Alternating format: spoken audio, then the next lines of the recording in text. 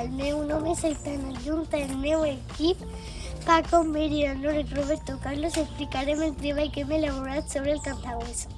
El cantahueso és una planta molt aromàtica i típica de la nostra zona. És un arbust molt petit amb moltes tiges primes. Té flors roges amb fulles petites. Creix a la muntanya, se recol·lecta els mesos de maig a juny.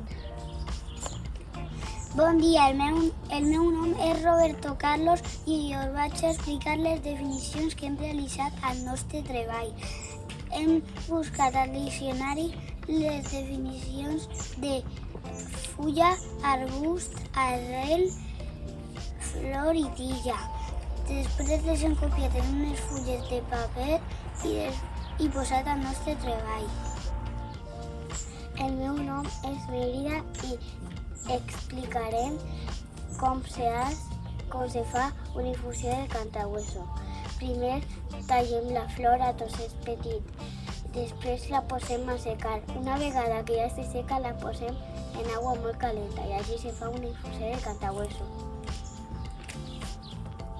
El meu nom és Paco i ven a explicar la poesia.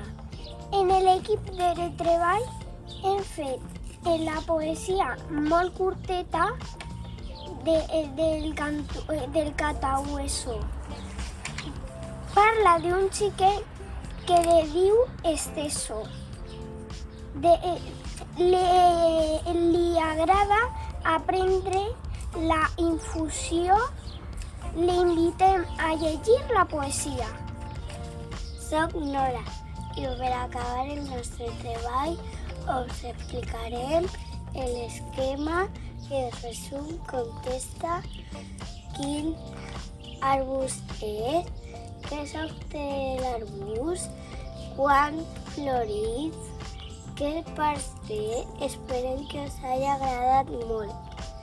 I el nostre treball, si us ha agradat molt, doneu-nos un like.